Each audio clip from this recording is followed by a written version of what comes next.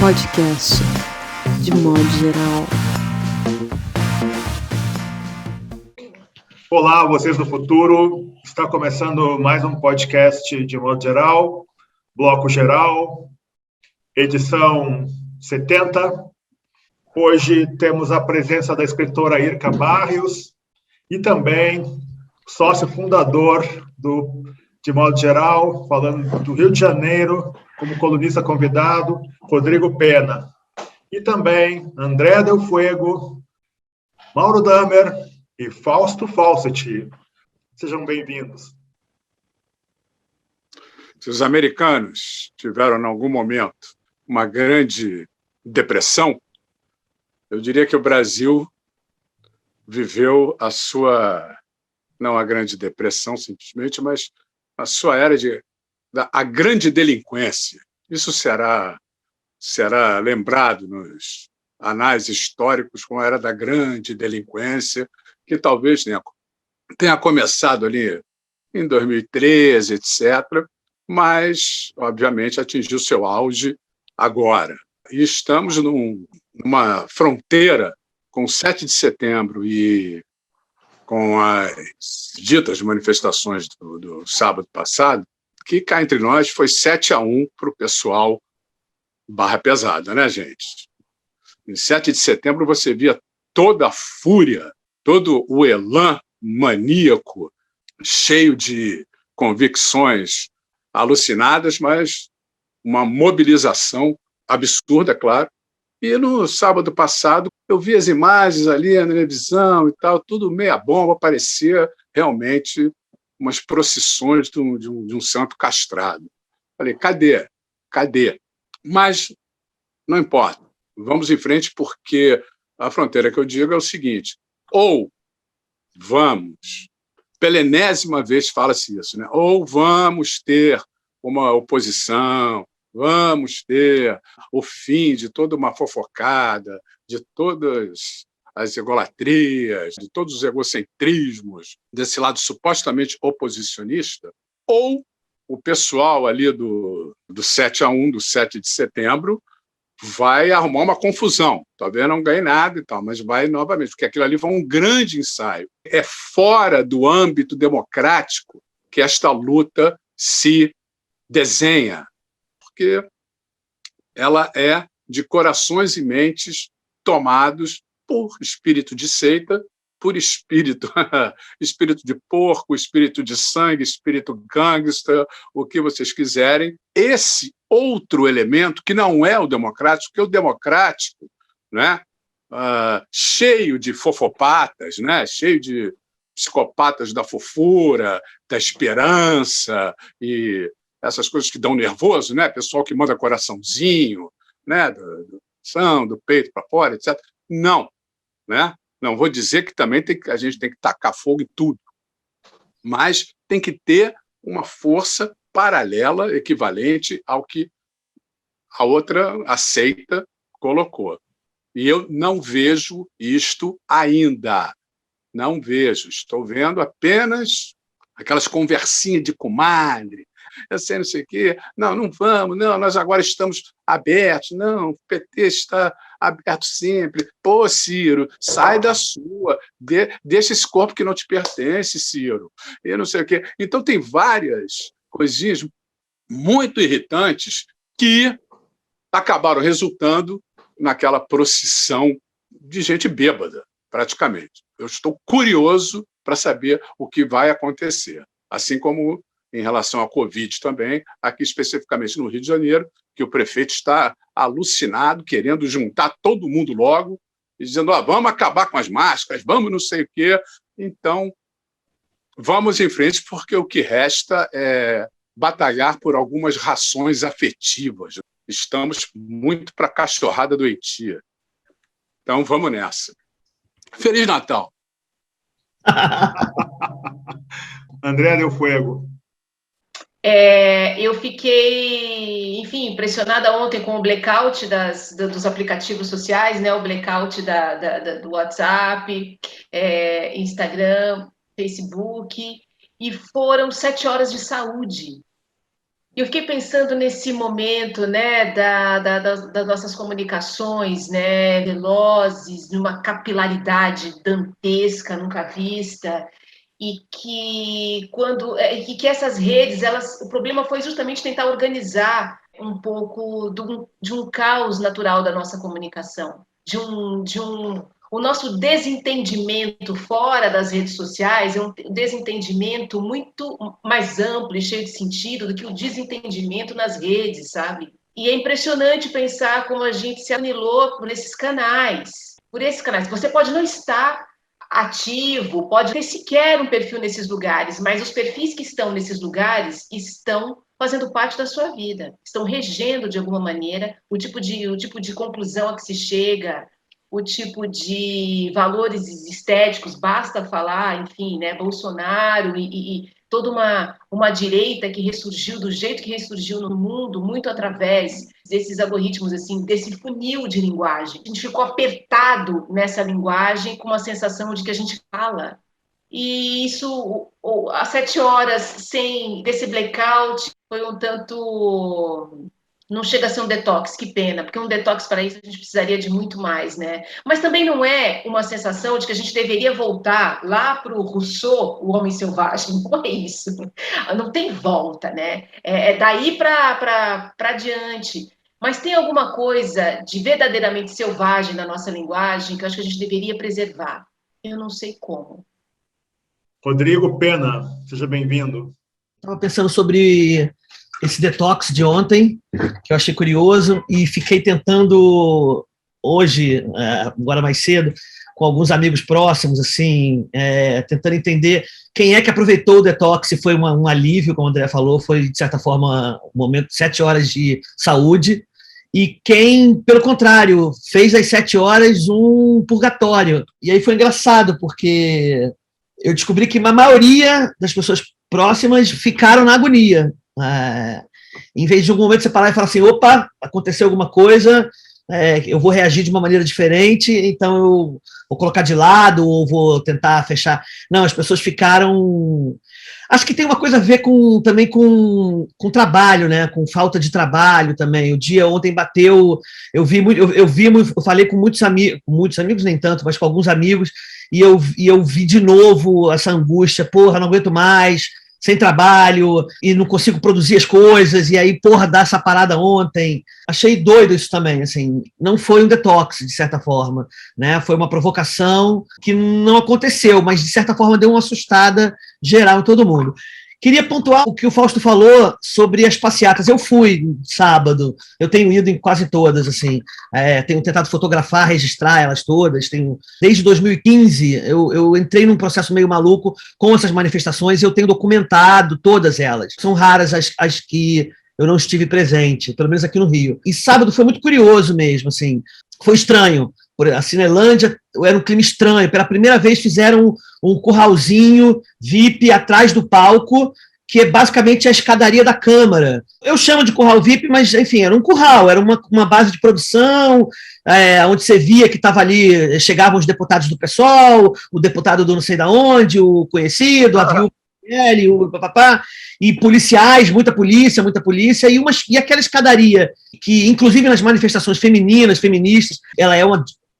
Perdão da palavra, não aguento mais, mas ela é de uma potência foda, aquela escadaria, né? É lá que as coisas acontecem, e foi muito doido ver ela fechada. Outra coisa que eu achei muito doido é a coisa do poder da oratória, que, para mim, diz muito sobre isso que a gente está vivendo e um pouco que você falou. Eu fiquei impressionado com as falas na passeata. Horrorosas, como pessoas que não têm o menor domínio da oratória pegavam o microfone e embarcavam. Eu vi muita gente indo embora porque estava incomodada com isso, inclusive. Assim, tinha uma discussão, a juventude do PSDB, aí falam 4 pessoas da juventude do PSDB. Aí era muito doido, porque você estava numa passeata, ao meu lado só tinha CUT, bandeira da CUT, mas ao mesmo tempo eu estava vendo um cara da juventude do PSDB falando que é hora da gente se unir, porque a terceira via somos nós, o futuro do Brasil. Deu uma necessidade de um gove, eu saí correndo dali para um sal de fruta. Foi uma sensação meio doida, porque não tinha cara a passeata. Isso era muito doido também, porque tinha uma coisa misturada, tinha um MBL com a esquerda, com partidos, com a juventude do PSDB, e não tinha muita cara. E isso é uma questão muito interessante, né? Porque, assim, ainda tem essa briga da oposição, essa briga das esquerdas, essa briga quem não é, o que é. Então, se eu vou para a passeata, significa que eu sou lulista. Se eu não vou, então é porque eu não apoio.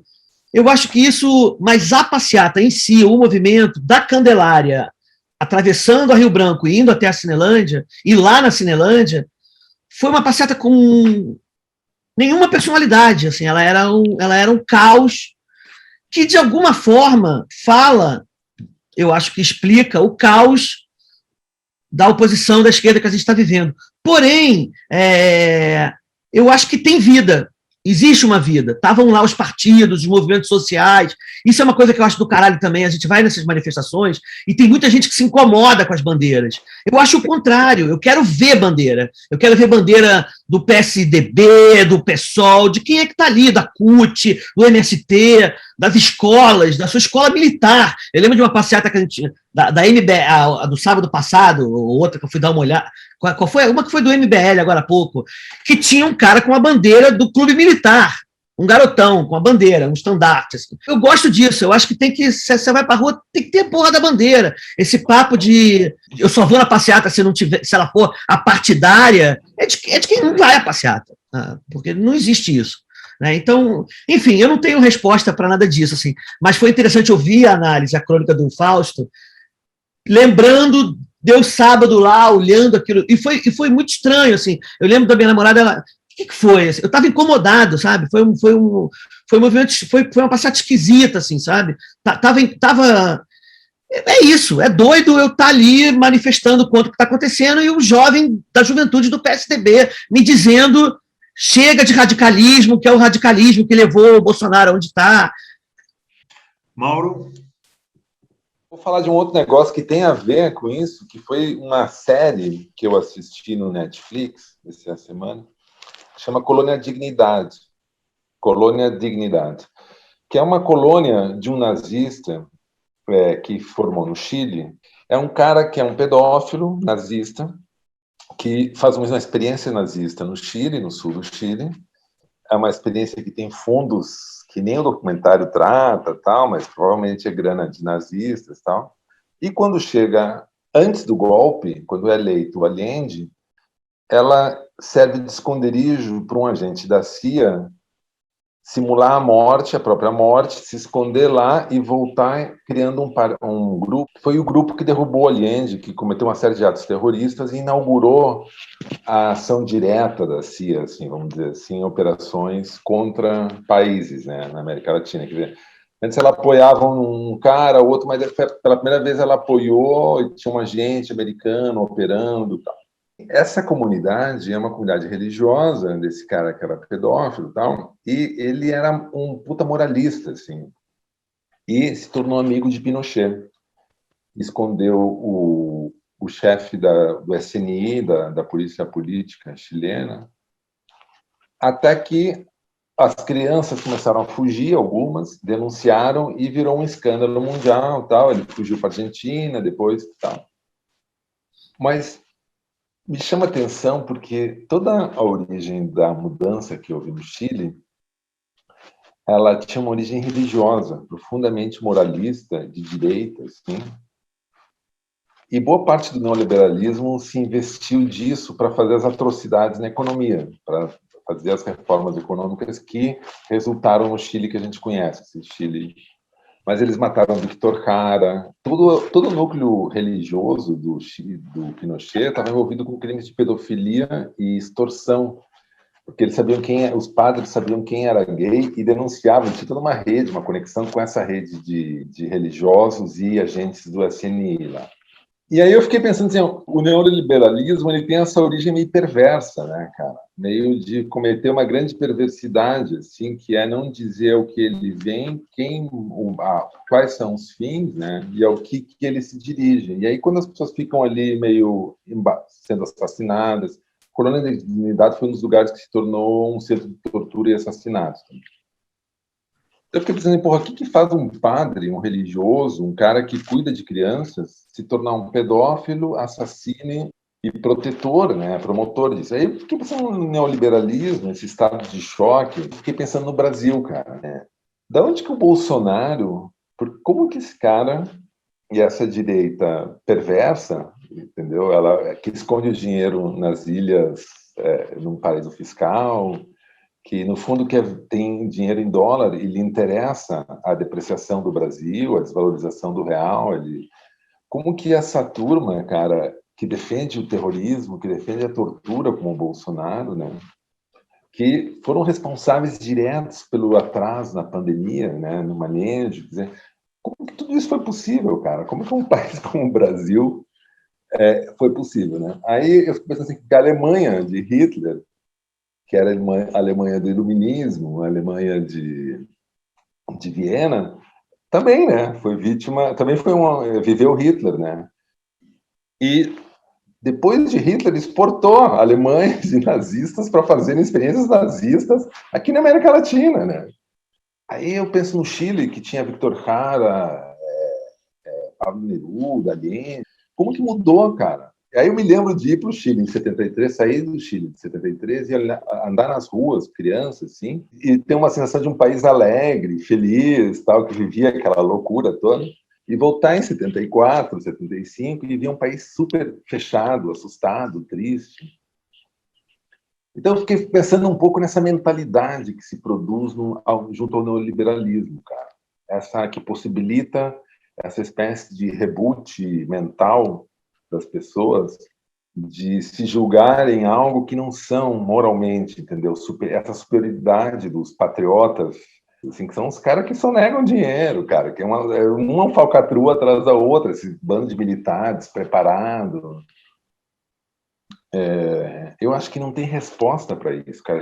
A gente como sociedade, a gente não tem uma resposta, não tem um lugar onde fazer o debate sobre essas questões que eu pincelei aqui e tal, porque não tem imprensa, né, cara? Então a gente está aqui em Zooms, em redes, conversando uns com os outros, tentando entender, nos informando via Twitter, via. Então a gente está numa situação muito complicada de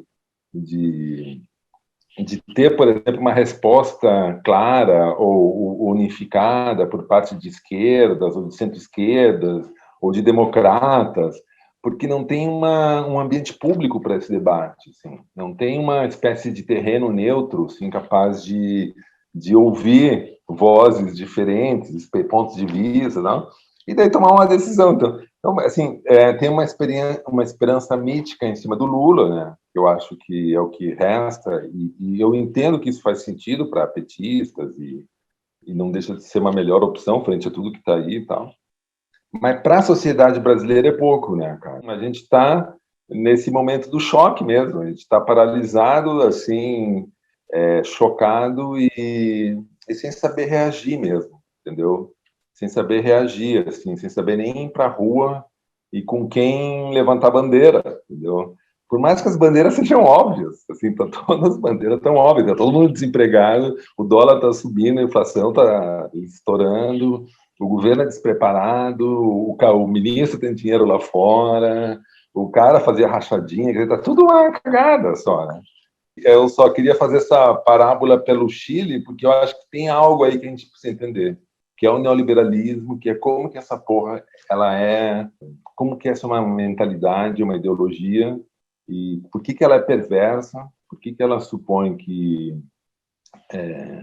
não existe história, que não existe, que a razão, é possível refundar um país a partir de uma razão econômica, razão financeira, e mesmo frente a todas as evidências desse fracasso, a gente fica sem saber o que fazer, entendeu? Bom, falando de Porto Alegre, Irka Barrios, Bibiana Simeonato, uma escritora cujo trabalho eu gosto bastante. O que você acha, Irka, desse final de ano que já está se aproximando, assim, qual o impacto que tudo isso vai causar e para onde você acha que o Brasil vai caminhar? Eu vou trazer um assunto que está me incomodando já faz um tempo, que eu acho que tem tudo a ver com o que todo mundo falou até agora, que é a gente fala muito nós contra eles, e eu acho que acaba sendo um erro enorme. Eu não sei, eu escuto bastante o podcast, e eu vejo, e eu me ponho do lado dos nós aqui, mas eu tenho sofrido muito com pessoas que eu respeito, pessoas que eu amo e que eu sei que não são pessoas assim, que são pessoas decentes, que são pessoas que querem o melhor para o país, e caíram nessa lábia, vamos dizer assim, e algumas ainda continuam. A verdade, ela não existe mais.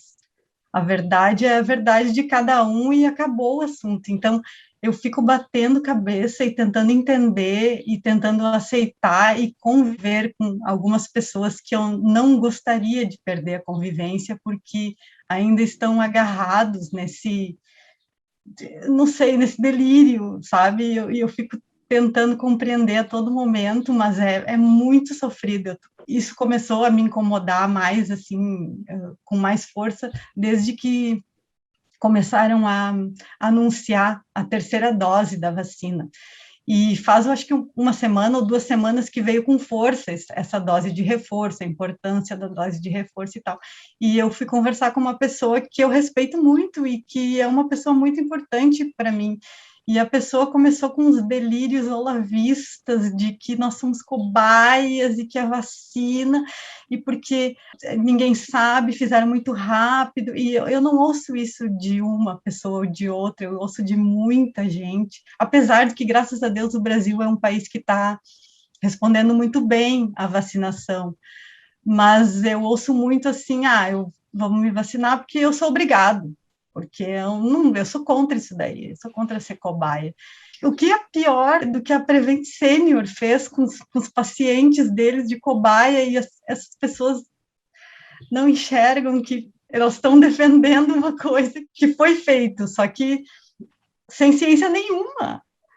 Eu fiquei pensando que, eu não sei se é só comigo, mas eu acho que é com quase todo mundo, são vários sentimentos intensos que invadem a gente, e às vezes é um atrás do outro, assim.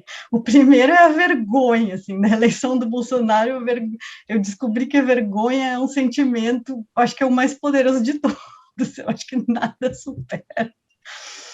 Aí depois vem a raiva, que a raiva é o que move a gente ir para a rua e a gente lutar e tal. Mas desde essa última conversa que eu tive, que me abalou demais, é uma tristeza muito grande, assim, e eu estou tentando descobrir como é que eu vou conviver e como é que eu vou perdoar. Não sei se é o caso de perdoar, né, gente? Como é que eu vou compreender ou, sei lá, voltar a viver bem com essas pessoas que são pessoas que eu respeito. Irka, você sabe, minha cara, que isso para mim é o mais importante hoje. Eu acho que é porque eu cansei de verdade, estou, sabe, no esgotamento da minha energia vital. Eu fico pensando assim no relacionamento com as pessoas mesmo, sabe? Porque agora já se sinaliza, né, a pauta da economia entra mais claramente, essa coisa da vacinação meio que já emplacou com toda a precariedade, etc. E as pessoas falando aqui em São Paulo da retomada massiva do carnaval ano que vem, sem máscara, e eu vejo que amigos meus, eu encontro alguns andam na rua sem máscara, porque espaço aberto para eles que estão vacinados, entende?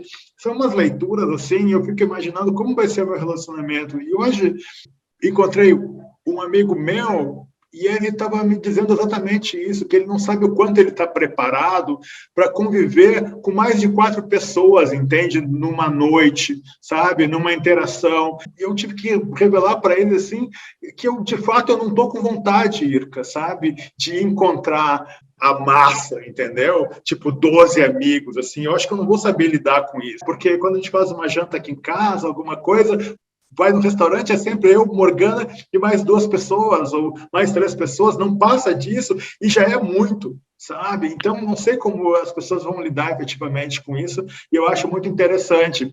Agora, essa questão da vacinação, é incrível isso, né? Saiu esse estudo dizendo que a vacina Pfizer, que é uma das mais potentes, aí ela dura por 6 meses, né? Então, quer dizer, a gente entrou num túnel que parece que não vamos sair tão cedo de vacinação, de tempos em tempos. E o que eu queria falar mesmo hoje é sobre esse último trabalho da Jussara Marçal, que está já nas plataformas aí, Cara, eu tenho me alimentado muito da arte. Parece que a gente entrou num contexto difícil de explicar.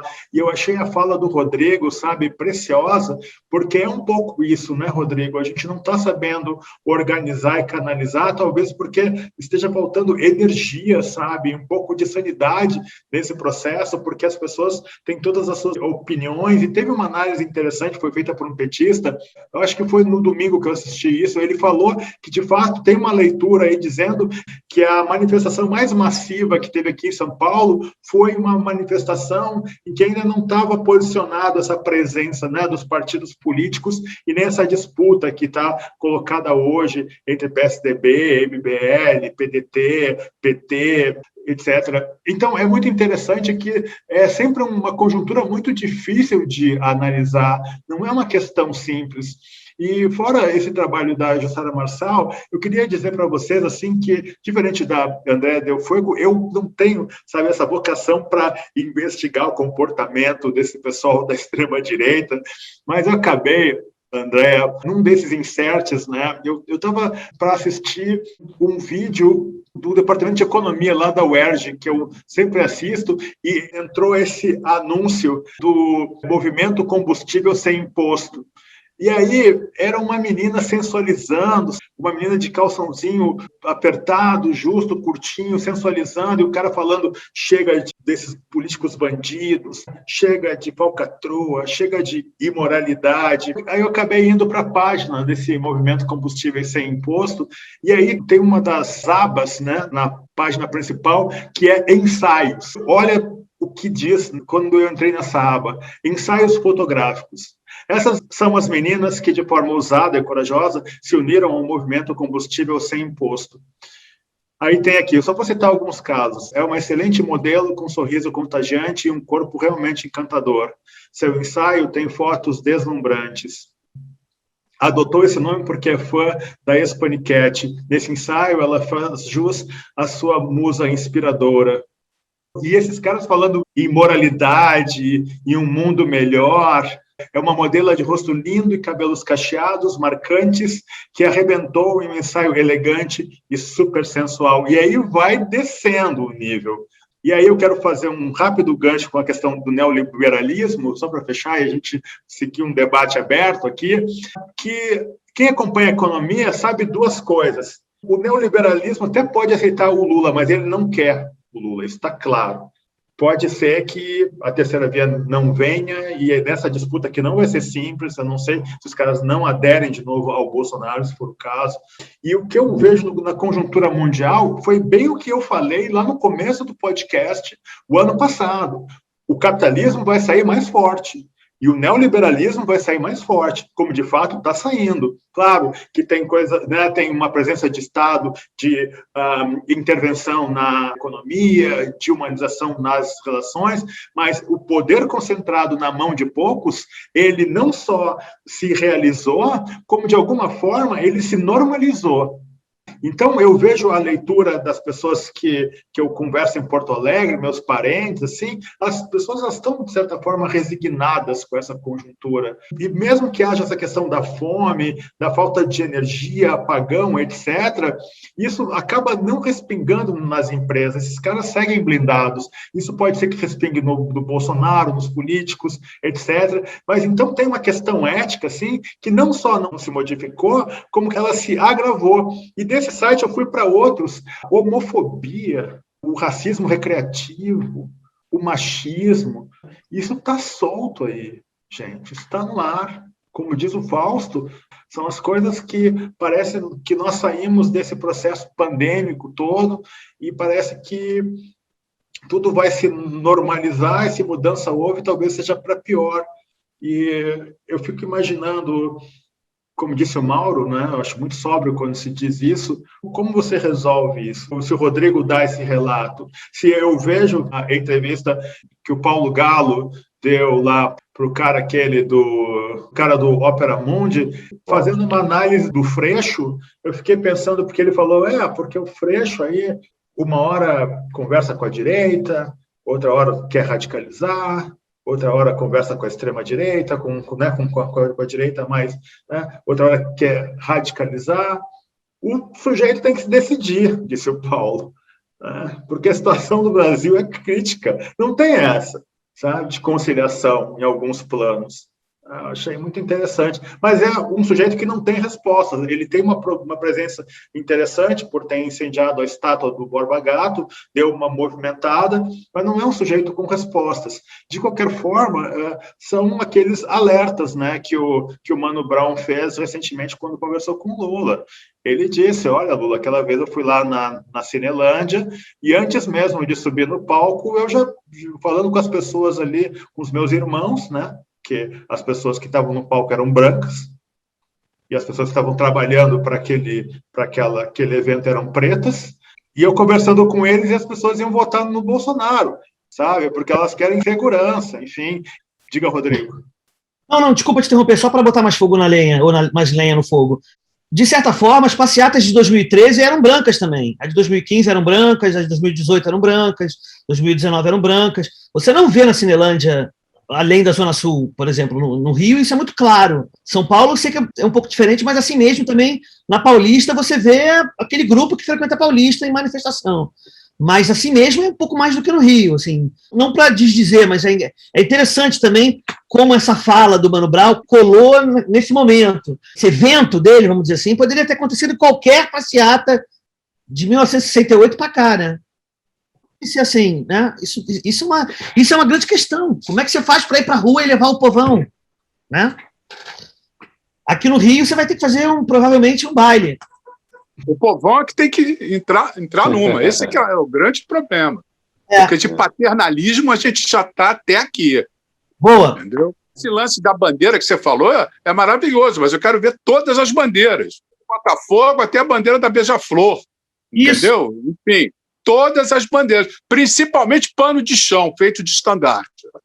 E é impressionante, Fausto, quando você conversa com um cara tipo o Galo, ele tem uma linguagem, tem uma inteligência, e ele fala muito isso, sabe, Rodrigo e Fausto, de que as pessoas, elas se sentem diante de outras presenças que querem levá-las pelas mãos, e querem explicar o mundo para elas, e querem dizer o que elas têm que fazer. E eu vi esse debate dos petistas domingo agora, e eu fiquei estarrecido, cara, porque eles começam a falar da manifestação da Paulista aqui, a partir do dia 20, alguma coisa de maio. E eles não mencionam que essa movimentação toda começou quando as pessoas pretas foram para a rua no dia 13 de maio. Se desconectam dessa informação, sabe? E sendo que em maio não tinha esse controle, desculpa, de Lula, de PT, sabe? Não é assim que a coisa funcionou. O Mauro falou uma coisa aí que eu acho foda também, que eu acho me dá um desespero às vezes, que a gente não tem imprensa, né? Isso é uma cagada no que a gente está vivendo, nesse momento que a gente está vivendo. Isso é uma das maiores catástrofes, né? Tem um editorial no Globo hoje da Miriam Leitão, tem hoje um editorial da Miriam Leitão, tô passando pano pro Guedes. Passando pano, cara, pro offshore dele lá, entendeu? Então isso é muito louco, né, cara? A gente não tem essa história toda do Panama Papers, você vai ver, nos últimos 2 dias, teve o quê? Um meio Twitter do Estadão, um cantinho de página no Globo, por que isso? Eu vi alguém falando sobre isso, alguém vai lá e posta um link do Brasil 360. Aí também você fala, porra, caralho, o Brasil 360 também é foda, mas o cara pegou um link onde ele mostra que tem a família Marinho inteira, tem conta do lado do Guedes, onde ele tem. Então não vai sair isso no Globo. Você não vai ver no Jornal Nacional essa matéria. Então isso é para todo lado, né, cara? É a Bandeirantes, é a Record. Isso eu acho surreal isso. A mídia sempre foi tendenciosa, né, cara? A mídia sempre foi uma cretina, vamos dizer assim, na essência. E aí, apenas que agora a gente consegue ter fontes de informação que nos mostram a cretinice que ela faz, né, que ela esconde e tal. Né? Então, eu acho que uma boa parte do nosso desespero, e que serve ao neoliberalismo, no caso, é porque a gente viu isso ruim. A gente que provavelmente todos aqui foram fãs da imprensa, né, do jornalismo. Né? O jornalismo, eu sou um cara viciado, eu gosto de saber o contexto, a fonte e tal. Então, por um lado, a gente está vivendo um paraíso, que são todas as fontes do mundo ao nosso dispor ali, na medida, né, vazamento e tal, e a gente vê fica todo mundo muito nu, né, qualquer político fica muito nu, né, hoje em dia, E os políticos, por outro lado, estão muito velhos, cara, muito assim, eles estão tentando manter uma estrutura, um Estado que o próprio capitalismo não faz a mínima questão de que ele exista, entendeu? Então, pô, como é que esses bandas de cara despreparado, cara, uns capanga que foram eleitos, sabe lá como, entendeu? E daí a sociedade está refém disso daí para que esses caras mantenham o Estado de pé, entendeu? E o capitalismo, assim, os investidores, né, vamos dizer, os caras estão tudo rico com dinheiro salvo lá em Miami, cara, no paraíso fiscal. Então, qual é o cara que é o ministro da economia, que tem dinheiro salvo em Miami, ele está cagando pro Brasil. Ele chega e fala assim, ó, pode quebrar, é tudo incompetente, o Brasil é uma merda mesmo. E aí ele faz essa defesa ideológica do neoliberalismo, do capitalismo e tal, da mão invisível, que vai formar preço, tarará, tarará, mas não é porque ele tem a capacidade intelectual ou qualquer capacidade, ele só tem o dinheiro dele lá fora, né? Então, daí, se tu tem o dinheiro fora, tu fala qualquer merda, porque, assim, teu dinheiro está salvo, a posição está guardada, né? Então, eu realmente eu acho que a gente não tem o direito de se iludir. Eu já falei isso algumas vezes aqui.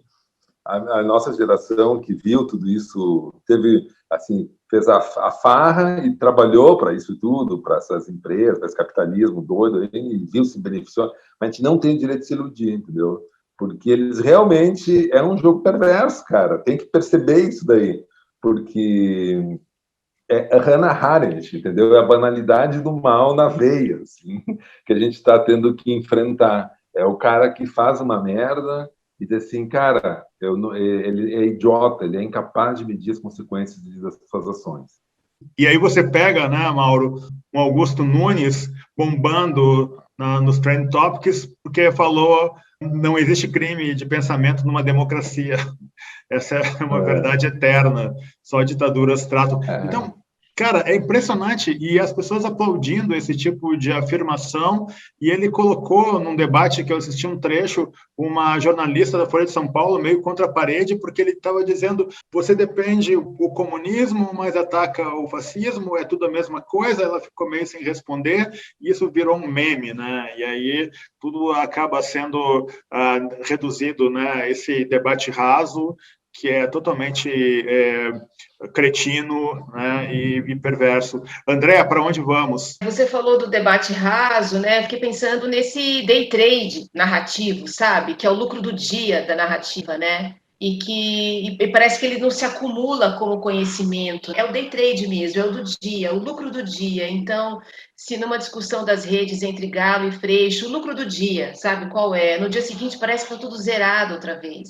Não só nas redes bolsonaristas, essa coisa mais que a gente já, enfim, acho que qualquer um já separou o joio do trigo, inclusive muitos da própria direita e extrema-direita que desembarcou e tal, sabe? Que está levando ainda, enfim, se segurando ali pelas pontas para apoiar um Bolsonaro, ficaram esses mais radicais, assim, que vão acreditar em qualquer coisa mesmo. Mas o campo da inteligência tem no day trade narrativo, né? Para qualquer coisa, para qualquer discussão sobre vacina, sobre politização da vacina, aquela questão da Tabata Amaral que rolou nas redes também, se a figura, enfim, merece um tratamento machista ou não, se isso dane-se, se isso fica em segundo plano, se fica em primeiro. Tem o day trade, a conta final ali. No dia seguinte, aquilo tudo se não tem uma soma, sabe? Não tem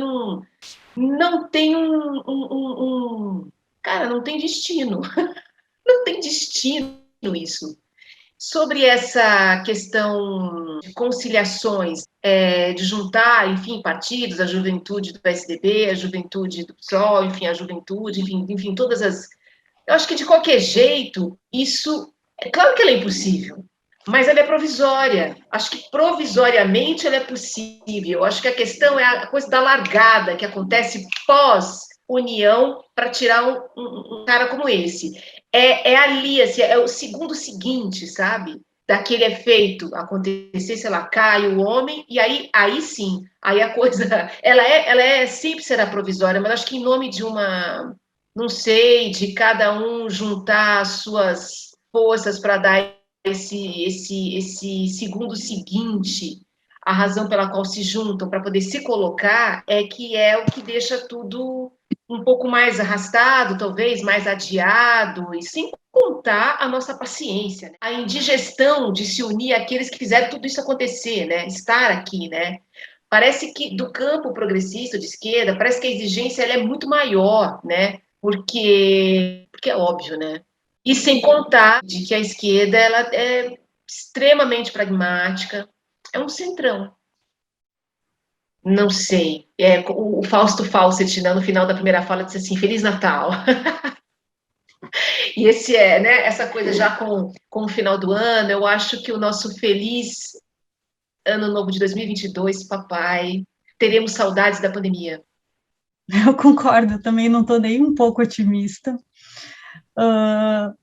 Mas se puder ajudar, eu posso dizer que a curto prazo eu não estou otimista, mas a médio prazo eu estou otimista, porque eu acredito que a gente está mudando, a sociedade como um todo já mudou, e talvez a minha visão é que lá na frente a gente vai colher frutos bons de tudo isso.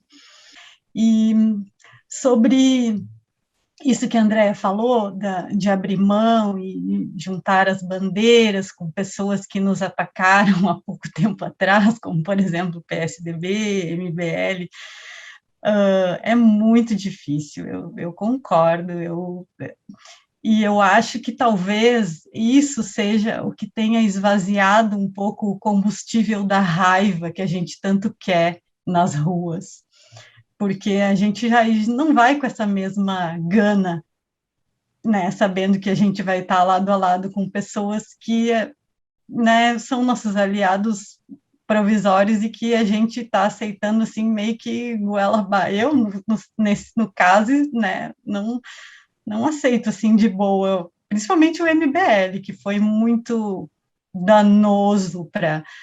Eu acho que o MBL foi quem criou o bolsonarismo. Ele é o pai dessa desgraça que se estabeleceu no país, porque se a gente for, eu não sei se vocês lembram, mas toda aquela revolta, aquelas manifestações que teve contra os museus, aquilo era tudo coisa do MBL, aquilo era uma pauta que não tem nada a ver, uma pauta de costumes que eles não tinham conhecimento nenhum, nem do que estava acontecendo, eles queriam era juntar gente e fazer de qualquer jeito para conseguir a simpatia de pessoas mais conservadoras, e foi o que eles conseguiram. Escola sem partido. Então, escola sem partido, tudo isso, pessoas que não compreendem, não compreendiam e nem vão compreender o que estava se passando, e o que é a arte, o que é a expressão artística, o que é a literatura. Às vezes eu fico pensando se esses caras pegam determinados livros de literatura, meu Deus, vamos fazer uma fogueira gigante. Eu estava lendo agora, a gente tem um clube de leitura de horror, de livros de horror. Eu estava lendo a entrevista com o Vampiro para o clube, e é um clube bem legal, quem quiser participar está convidado.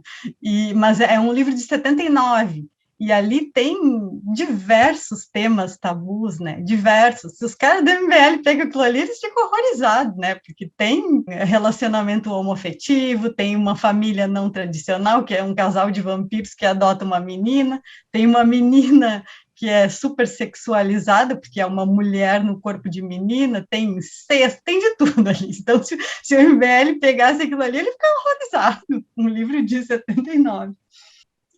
Acho que a médio prazo a gente já está mudando, e acho que as pessoas estão começando a compreender algumas coisas de economia mesmo, de justiça social, e de que se todo mundo não cresce junto, ninguém vai crescer.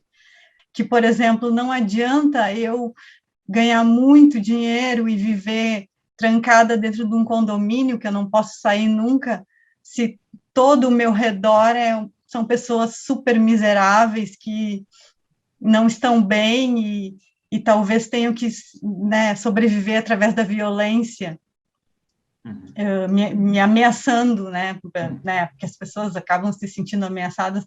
Eu acho que aos pouquinhos as pessoas estão compreendendo isso, sim. Tomara que eu esteja certa. Eu acho que isso tem bastante a ver com o fato de que um discurso, né, digamos assim, de aparência, que colocava um pouco nessa linha, né, do tamo junto, né, quer dizer, não, eu compreendo quem está nas camadas menos privilegiadas, mais precarizadas, porque eu vou no espaço onde pessoas desse grupo vão e você acha que participa, e parece que a gente se deu conta que não é isso, né? Que isso não é a solução, né? Tem que se engajar, mas mesmo assim eu acho eu estou sentindo as pessoas cansadas e eu estou sentindo que esse pegar e fazer, assim, isso não caiu ainda na cabeça das pessoas. Rodrigo, você que é super engajado em várias questões culturais e agora está preparando a próxima edição do Projeto Ambiente, como é que você vê essa integração? Você acha que um dia isso vai rolar? Ou é coisa para o carnaval? É uma mitologia e uma fantasia para o carnaval? Estava pensando um pouco que a Irka falou sobre, de alguma forma, isso está mexendo com as pessoas de alguma maneira, né? Você vê, eu estava falando do jornalista, e logo na sequência a Andréia lembrou a história da Tabata. Aí eu lembrei da história do Zé de Abreu falando que queria socar a Tabata. Desculpa, ele retweetou um cara que disse que queria socar a Tabata. O que para mim é a mesma coisa, sabe? Eu Claro que é. absurdo. Petistas passando pano para o José de Abreu naquele 247, 472, nunca sei. Eu fiquei apavorado de ver aquelas mulheres, cara. Porque os homens passar pano, tu até fica assim, pô, é esquerdo macho, entendeu? É esquerdo macho. Agora, as mulheres, André Del Fuego. É bizarro. Não é legal, mas... Sabe, Rodrigo? Qual é a mas, diferença de um bolsonarista para essa coisa que ele Zero. disse? Uma fala bolsonarista e uma Total fala de zero. dele. Qual é a diferença? E só de lembrar, só de você citar esse caso, eu ter usado o mesmo verbo, eu parei e falei assim, opa, cuidado, não se usa mais esse verbo. Né? Agora, só uma coisa, assim, eu acho que ainda vai dar muita merda. Aqui no Rio, por exemplo, vai dar muita merda. Hoje o nosso prefeito, o menos pior, querido, disse que semana que vem, para que máscaras? Para que máscaras? Para que máscaras? Para que máscaras? E isso é sensacional, né, cara? É sensacional, porque não é uma questão de intensificar a vacinação, não é vamos cuidar da verdadeira terceira via, que é a arte que está jogada às traças, vamos fazer alguma coisa aqui ou ali, não vamos desobrigar as máscaras. Máscara, brother. O que custa a pessoa usar a máscara? Em nome da carioquice, ele fala isso. Porque o Rio é uma cidade da rua, então vamos ter a máscara. Né? É isso. Dizendo que vai ser ridículo pedir distanciamento no carnaval, ora bolas. Ele disse isso. Gente, vai ser ridículo pedir distanciamento no carnaval. Eu mesmo, por exemplo, não vou querer ficar distante de ninguém no carnaval. Assim, o que se apresenta na cidade é que teremos o verão do século, cara. Vem aí o Réveillon do século.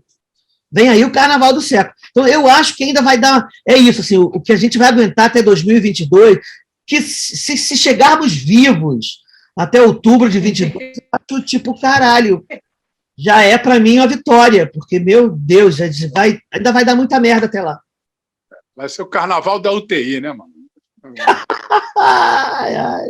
Teve um carnaval famoso que foi o carnaval depois da gripe espanhola, né? Que todo mundo conta que foi assim um horror assim em todos os sentidos.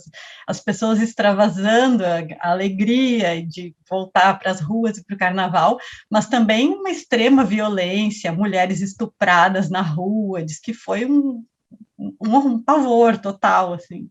E fico imaginando como é que vai ser isso, né? Porque tem uma boa parcela que é isso, a gente não vai conseguir se reunir com mais 4 pessoas, com mais 10, eu que produzo eventos, juro por Deus, eu não sei o que eu vou fazer para pagar a conta, porque eu não tenho vontade de ir a um evento, como é que eu vou produzir um evento, né? Muito menos, com gente, botar gente, né? Agora, é isso, como é que você concilia as pessoas que estão cada vez mais dentro da concha com esse mundo que está esperando ansiosamente para se jogar assim, eu ando muito quietinho, não estou produzindo nada, estou fazendo meu sarau, aí eu as pessoas começaram Rodrigo, e aí, verão, vamos fazer alguma coisa? Eu mesmo, falei, cara, preciso trabalhar, preciso pagar contas, o que eu vou fazer? Vou criar um evento em janeiro? Eu fui dar uma sondada. Essa sondada me deprimiu num grau, assim, porque eu fui ver, é isso, assim, vamos ter que sujar a mão mesmo no verão, entendeu? Para eu pagar conta, eu vou ter que brincar de negacionista. E é ponto, e é isso. E eu juro por Deus que eu não sei se eu topo essa. Pô. E aí é uma questão, porque é isso, assim, hoje o prefeito da cidade disse essa frase, para que máscara, gente? Ele falou assim, ele começou a entrevista dizendo isso, para que máscara? Aí, entendeu? Não sei muito para onde ir. Sim. Fausto, depois o Mauro. Bom, eu acho que o grande assunto aí do podcast gerou em torno do cansaço, né? Das dúvidas e do vácuo mental, emocional que a gente está vivendo. Mas eu acho, Paulo e todos, que você tocou no nervo ciático, adriático, enfim, da questão.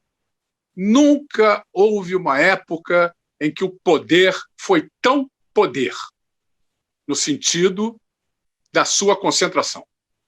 É fato, e ele foi acelerado a partir da década de 90.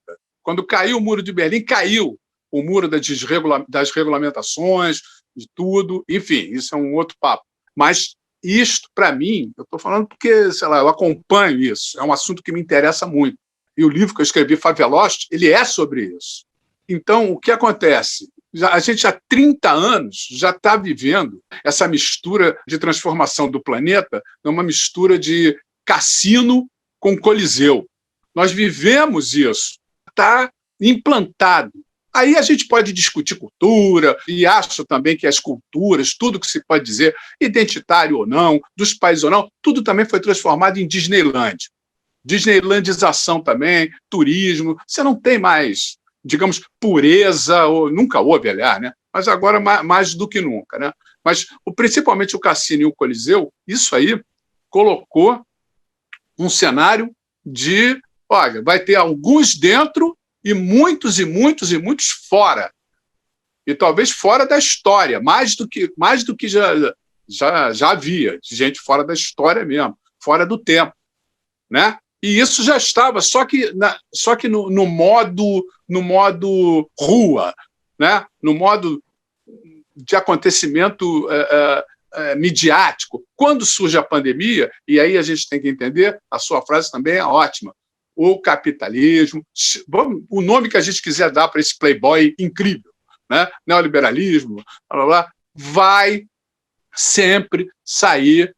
Pode botar o Oswald de Andrade de cabeça para baixo, pode botar todos os índios de cabeça para baixo, porque antropófago, meu querido, é essa turma. O que vier é traçado, o que vier é digerido e devolvido. E a questão não é mais se nós temos...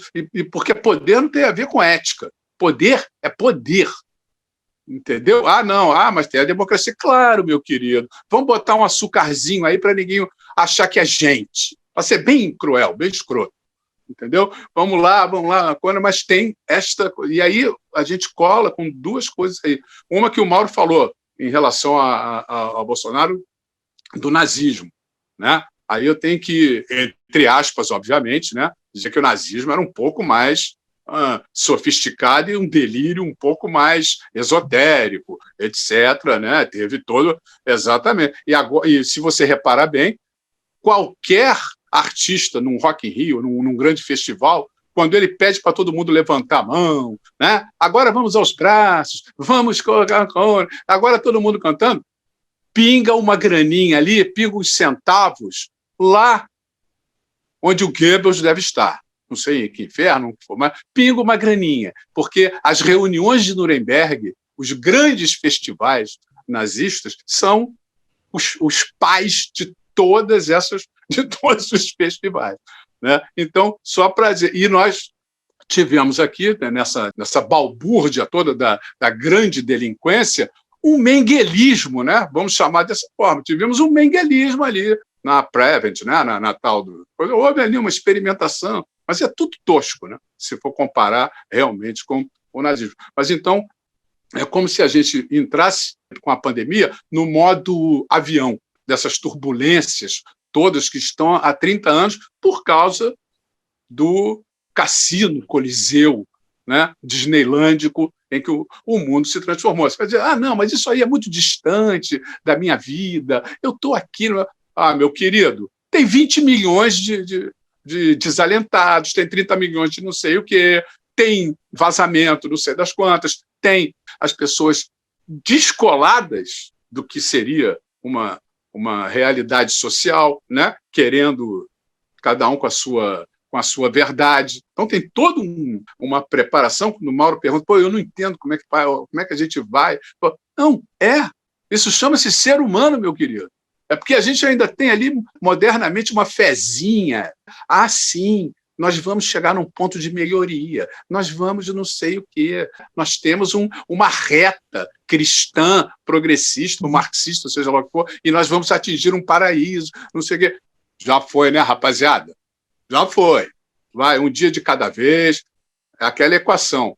Não posso viver sem você, mas que droga que eu tenho que viver com você. Essa é a equação social fundamental. E acho que a sensação de que a civilização está suspensa, como um drone perdido que não sabe onde pousar, eu acho que é isso que está no coração de todo mundo. Mas nós vamos fazer o de sempre. Vamos disfarçar e acreditar que só o amor constrói.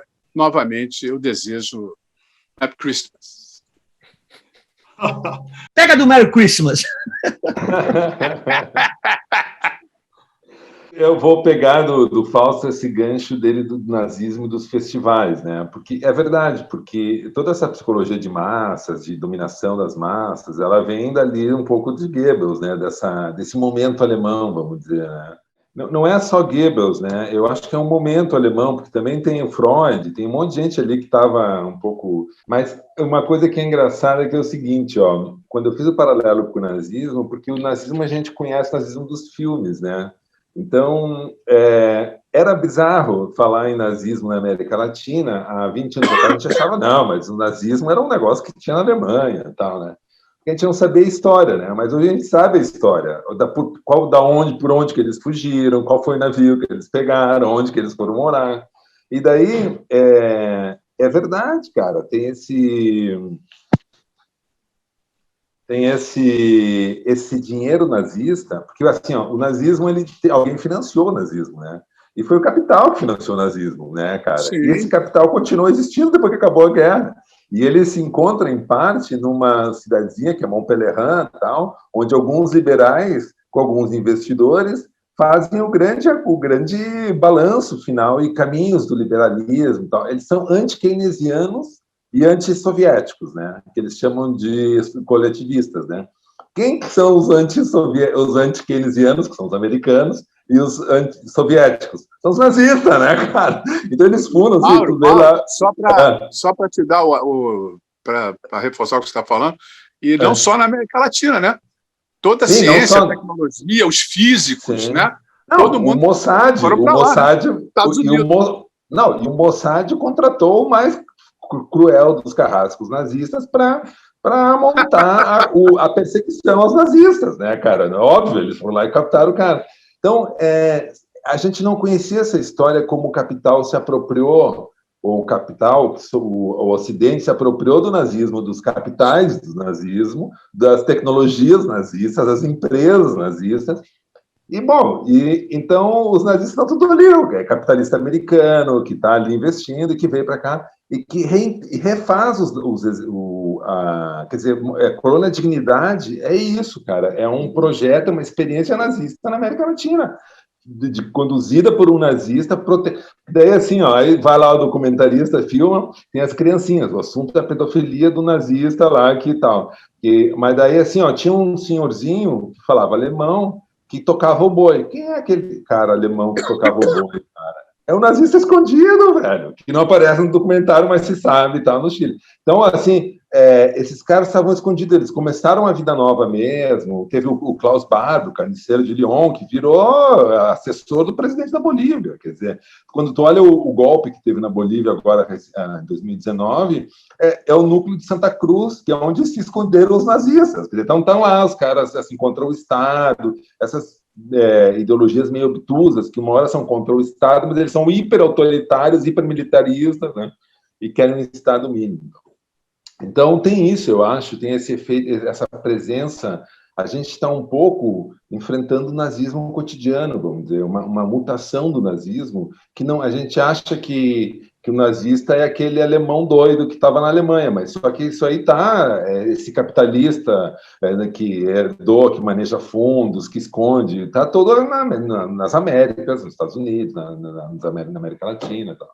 Então, é mais perto do que a gente imagina, né? É mais perto esse embate entre a sociedade liberal, quando um capitalista se diz racista, ele, no fundo, ele está sendo nazista, cara. Ele é o capital nazista mesmo, que era lá na Alemanha, e que, de alguma forma, ele está em guerra contra o capital liberal também, contra a sociedade, a democracia liberal, né? Então, aí tem uma ingenuidade da esquerda que não entende que o capital briga com o capital também, entendeu? Que o liberal briga com o keynesiano, cara, de ódio, a ponto de chamar o outro de comunista, né?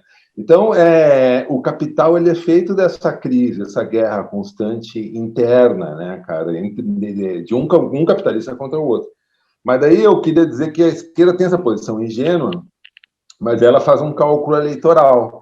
E aí o cálculo eleitoral da esquerda está meio complicado agora, porque o Lula tem, por exemplo, 40%, 40 e poucos por cento de eleição. Ou seja, a esquerda está bem, cara. O Brasil não é um país conservador, entendeu? Se em condições democráticas, supostamente democráticas, há uma maioria, só que não é uma maioria absoluta. Então, aonde que o PT vai buscar esses votos? Ele tem que buscar esses votos onde ele não tem. Então, ele tem que buscar em setores médios da sociedade. Então, ele vai ter que fazer essas alianças espúrias com esses caras que foram pro lado de lá e apoiaram a porra do Bolsonaro, entendeu? Mas o problema é que isso aí vai minar o eleitorado de esquerda, que somos nós que vamos ficar puto da cara quando o PT for lá abraçar esses filha da puta lá. Mas, então, ele vai abraçar, mas não vai levar, porque um dia depois de eleito, esses caras vão voltar para ser oposição ao PT, ao Lula, ao tudo, e vão dar outro golpe, né?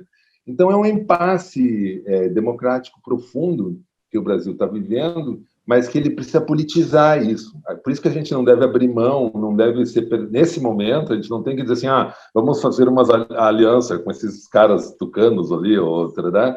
Porque a gente precisa politizar essa aliança. Não, essa aliança não pode ser só um cálculo eleitoral. Tem que cobrar desses caras uma ação concreta, uma atitude política mesmo. Porque se não politizar, o Brasil não vai conseguir avançar, né? E a esquerda não tem que abrir mão antes de politizar, então tem que reforçar, tem que continuar sendo o maior grupo, mas vai ter que buscar necessariamente, caso queira fazer um cálculo eleitoral.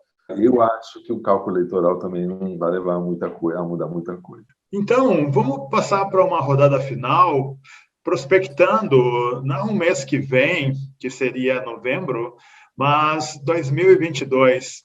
Tarefa difícil. E vamos começar, então, pelo nosso colunista convidado, Rodrigo Pena. Tenho pensado muito no Rio, assim, na cidade, né? Aqui onde eu moro. Esse ano a coisa apertou muito. Ano passado deu para segurar com a economia e tal. Esse ano, terra devastada, né? Assim, eu comecei a pensar, deu vontade de novo de ir para São Paulo. Mas caramba, minha mãe está muito velha, como é que sai desse momento aqui agora? E aí isso tudo está me fazendo de novo pensar muito no Rio. Ontem eu fui ao cinema, depois de 18 meses eu fui escapismo total, falei, quer saber? Vou me jogar no 007. Eu fui no Lagoon, que é um cinema que tem aqui na Lagoa, na Zona Sul, em Volta da Poça. Um cinema que é um clássico, porque é um lugar onde eu parava minha lambretinha tranquilamente, de graça, entrava com ela no estacionamento, parava. Bom, cheguei lá ontem no cinema, lambreta paga agora, estacionamento mudou. Como é que é? O Deus Capital, é o Deus Mercado, é isso tudo, todos esses nomes que vocês estavam falando aí, né? Que a gente estava falando agora. E aí, curioso, assim, não pode, o estacionamento custa R$25 para por uma Pathfinder, um ônibus escolar e uma lambreta. É o mesmo preço. Quer dizer, o mercado chega, e ele chega com o pé na porta e, tipo, uma bicicleta vai pagar o mesmo que um carro importado e foda-se. Bom, mas onde eu queria contar a história para mim, que isso para mim é o 22, tá, que você falou. Que aconteceu? O cara do estacionamento automatizado, né? Mas um funcionário do Deus Mercado, funcionário lá cuidando da cancela, o cara guardando a cancela, com uniformezinho, camisa e tal da empresa.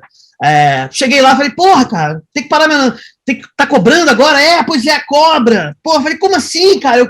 Sem pagar minha lambreta de graça, eu não vou pagar o mesmo valor que eu vou pagar pro cinema para guardar a porra da minha lambreta. O que eu faço? Porra, não sei o que. Resumindo, do lado do estacionamento, é a Lagoa, ali estamos falando da Lagoa, Rodrigo de Freitas, ciclovia, estações de malhação, tudo bonitinho. Não. Do lado da entrada do cinema, tem um arbusto gigante. O cara estava operando, ele era um funcionário do estacionamento, tá? Ele estava operando o seguinte, para trás da moita, que esse horário não tem problema, tá tranquilo. Falei, caralho, sensacional, é isso. Fecha com o cara com R$2, aí eu fui tentar parar minha lambreta lá, não tinha lugar, cara. Estava lotada, de gente como eu. Chegou ali e achou que tá ali e tal.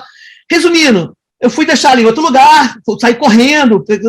Mas isso eu acho muito interessante, né? O que faz o neoliberalismo, né? E como é no Rio de Janeiro, como funciona isso do mercado. O mercado chega e fala, não, acabou essa zona. Quem entra aqui agora vai pagar. Só que aí o mercado, o poder, que o Fausto estava falando, o poder dá um jeito de vazar e transbordar para os lados, e aí simplesmente isso se transformou numa bandidagem, mais uma bandidagem, bem feita. O funcionário estava ali ganhando dinheiro dele, honesto, as pessoas não pagavam, eu não paguei 20, eu acabei que não paguei nada, que parei na puta que pariu, mas as pessoas não pagavam R$20 para entrar, pagavam R$2, o cara ganhava o dinheiro dele, o cliente entrava feliz no cinema, quer dizer, tem um acordo de cidadãos bacanas, ali que resolve isso numa boa, entendeu? Então, isso que eu acho muito interessante. Isso, para mim, é o 22, entendeu? Quer dizer, cada vez que o neoliberalismo chega mais, pelo menos eu falo pelo Rio, cada vez que o mercado chega mais e fala, não, é aqui, é assim, o Rio dá um jeito de corruptar a parada e transformar isso numa bilis, né? A bilis escapa por todos os lados, entendeu? Então, todo mundo falou aí que não está otimista, né? E eu estava todo pilhado, achando que eu também não estou nada otimista. E eu acho que vai dar merda. Acho que ainda vai dar muita merda, entendeu? A Irka disse que tem um otimismo a médio prazo. Eu também tenho um otimismo a médio prazo, mas isso não inclui 22.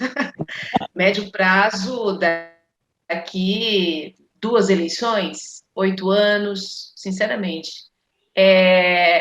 E acho que 2022 a gente pode ter um rebote da pandemia, se a gente pensar numa variante um pouco mais agressiva. De qualquer maneira, acho que nunca mais a gente vai voltar para aquele momento de começo inaugural da grande peste em 20, todo mundo trancado em casa, porque temos vacinas e a possibilidade de uma fábrica, assim, da própria Pfizer ser produzida aqui pela Biomanguinho, VAC, pelo Butantan, se ela der certo, uma produção local, não precisando de ir fazendo o seu próprio insumo ali para produzir. Então, enfim, acho que a gente vai ficar em fevereiro, o primeiro semestre, todo mundo tomando a sua dose de reforço, mas com mortes acontecendo e com vacilos, muito vacilo, a começar por esse que o Rodrigo está dizendo, da tirar a máscara, né? Porque essa coisa sempre muito antecipa demais uma coisa que precisa de um cuidado ainda, né? Mas é claro que isso não vai acontecer, de repente, ter um cuidado maior, principalmente agora, numa transição da pandemia. Não teve cuidado em momento algum, que dirá na transição, para voltar para esse novo mundo, que não é o mundo anterior, né? É um outro mesmo, né? Porque 2 anos já foi o suficiente para deixar, enfim, pavio mais curto, acho que no comportamento individual das pessoas. O Paulo estava contando que ele não se imagina se encontrando com 12, 20 pessoas, né? Rodrigo dizendo, enfim, produz evento, não consegue se imaginar, enfim, vai meter a mão nisso, mas não consegue se imaginar fazendo uma coisa maior aí com todas essas... enfim, como a gente estava acostumado até aqui. Então, 2022, eu acho que junta um momento de transição mental, existencial, social, com uma nova surra, junto com a pandemia. Então, eu acho que é o pós-guerra dentro da guerra. Isso é 22. Sobre eleição, eu acho, eu não sei, eu não quero apostar e tomara que não seja, mas eu acho que vai ser bem difícil, uma eleição bem difícil. Espero que, enfim, a esquerda vença, ou essa terceira via, uma direita limpinha, qualquer coisa que não faça a gente passar tanta vergonha quanto o Bolsonaro, mas às vezes eu fico pensando que uma direita limpinha talvez seja até pior, porque aí a imprensa vai passar pano de verdade mesmo, e a gente vai ficar numa situação pior ainda. Isso seria a curto prazo, né? Curto prazo, para mim, envolve a eleição do ano que vem. Mas a médio prazo, eu fico pensando em iniciativas, isso que eu falei de economia solidária, consumo consciente. Eu fico pensando em iniciativas que eu tenho acompanhado de, por exemplo, existe uma página que chama Esquerda Compra de Esquerda, que é muito legal. Então, assim, esse tipo de consumo consciente, eu acho que a tendência é aumentar.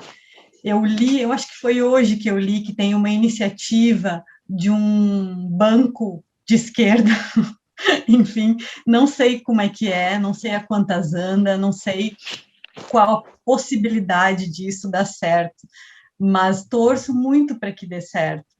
É aquela coisa, né? Vamos escolher as nossas batalhas de uma forma mais, né, pensar um pouquinho melhor. Vamos tirar o dinheiro do Bradesco e colocar no banco, se for mesmo. É que a gente também é muito desconfiado, né? A gente fica meio assim, não sabe se é mesmo ou não, mas partindo do princípio que seja uma coisa que vá funcionar, é uma baita de uma ideia. Também já vi iniciativas de investimentos no MST, cooperativas do MST, isso me interessou muito, muito, muito. Eu acho que isso vai, se der certo e se funcionar, vai ser uma coisa muito inovadora. E vai ser uma coisa que ninguém vai conseguir parar depois que começar a dar certo. Então, esse é o médio prazo que eu tenho esperança. Mas, a curto prazo, eu acho que vai ser um ano bem duro, infelizmente. Ica, eu me lembrei do Tinder. Vocês lembram do Tinder de esquerda? Ah, eu me lembro. Eu não sei que se aquilo Como é que chamava? Evoluiu a óbito ou evoluiu a casamentos. Tinha um nomezinho de um outro lado, né? Que é essa coisa de ficar com os nossos, né? Então, isso que a Irka falou me lembrou também, André Del Fuego, a história das cooperativas.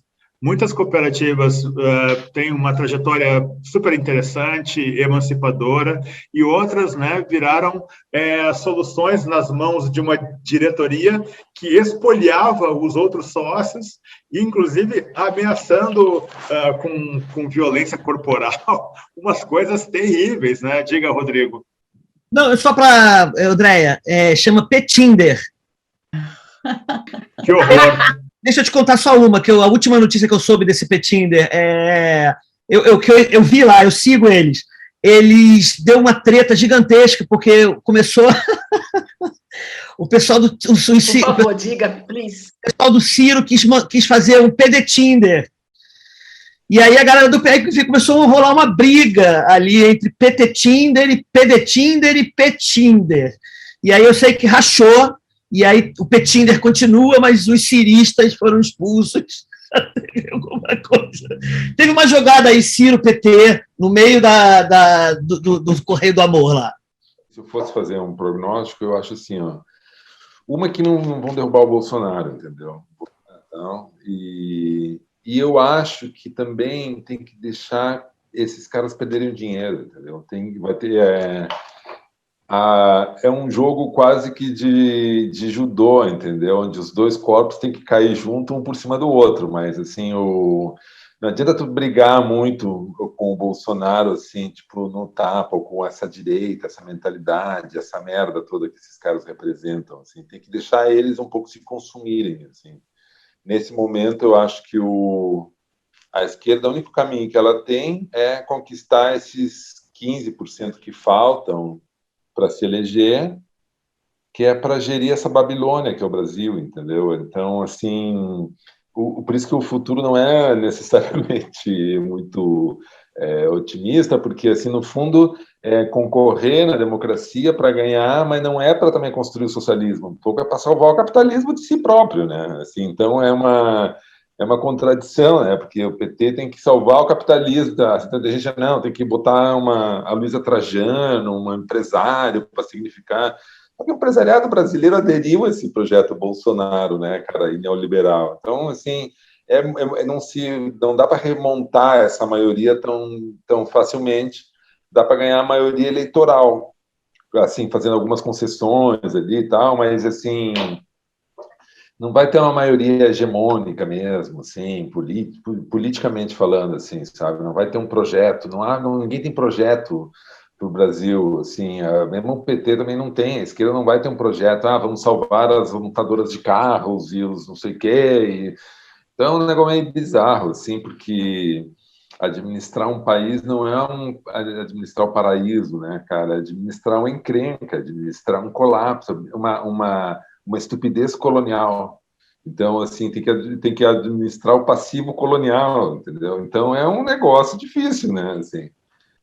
Agora, eu só queria dizer uma coisa, só que eu estava preocupado com 2022 e fui procurar e disse, não, vou embora da cidade, vou vender meu apartamento e comprar um sítio nas montanhas. Aí passei um fim de semana, dois fins de semana indo visitar uns sítios. Porra, velho, eu voltei louco. Não, né? Visitando no sítio não é para mim, cara. Se tiver uma casa montada, tudo legal, chegar de carro para descansar, eu curto, velho. Mas fui visitar uns amigos que mudaram de vida, foram para Serra da Mantiqueira, mudaram de vida. E uma vida punk pra caralho, né, cara? Estão fazendo vinhos, ficam bebendo os vinhos, mas tem que arar, tem que fazer a horta, não sei o quê. Aí eu fiquei meio frustrado, voltei numa solidão, cara. Disse, puta, eu sou muito urbano mesmo. Eu tô fadado essa porra aqui da cidade e vou ter que ver essa merda de desmilinguir acabar aqui no meu bairro, né, cara? Porque senão não vai dar, né? Mauro, toda vez que eu vou para o interior, lá para Morgana, que eu convivo com aquelas famílias de pequenos agricultores que cercam a terra dos pais dela ali, eu entendo, Fausto, como essa gente do campo, ela olha para o pessoal da cidade e ela chama esse pessoal de vagabundo mesmo, porque é impressionante ali, são senhoras de 70 anos, eu não estou brincando, é mais de 70 anos, que eu passo meio-dia, ali está um solão, né? E eles estão velhinhos ali no campo, cara, mexendo em pedra, arando, isso é todo dia, cara, sabe? Então, esse modo como eles olham para essa elite cultural, progressista, boutique petista, né? E chamam de vagabundo, cara, quando tu tá lá usando a lente deles, cara, tu pensa exatamente isso, pô, esses caras têm uma razão para pensarem assim, né? Uma razão meio embrutecedora e que coloca eles num buraco do cacete. Diálogo aberto, diálogo aberto. Mas eu digo, cola um discurso de extrema-direita, né, meio proto-fascista, entra fácil nessa turma, é isso que eu quero dizer. Acho que esse vai ser um ano um ano bugado, né, digamos assim. Fico pensando que a curto prazo pode faltar luz, pode faltar água, né? Pode faltar alimentos, né? Como no filme Mad Max. Digamos que a sombra desse filme está perto, né? Rapidinho. Como 22 é o número de maluco, e eu fico esperando quais insanidades ocultas ou à espreita estão espalhadas aí nas mentes das pessoas. Acho que vai ser um ano bem exigente para nós todos que estamos envolvidos aí por cansaço, etc.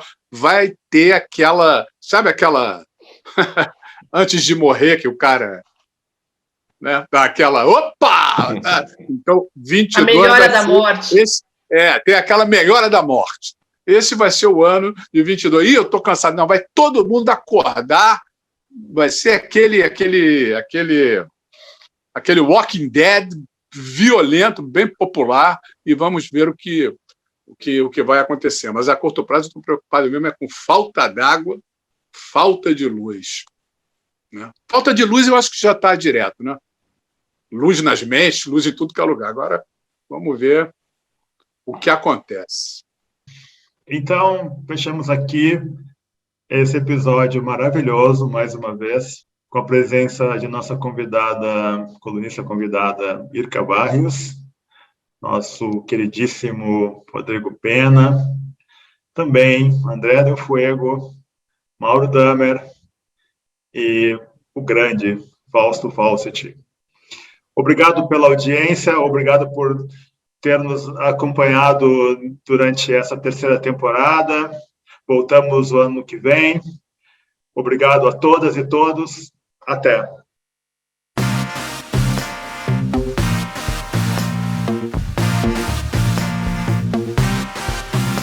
Podcast, de modo geral.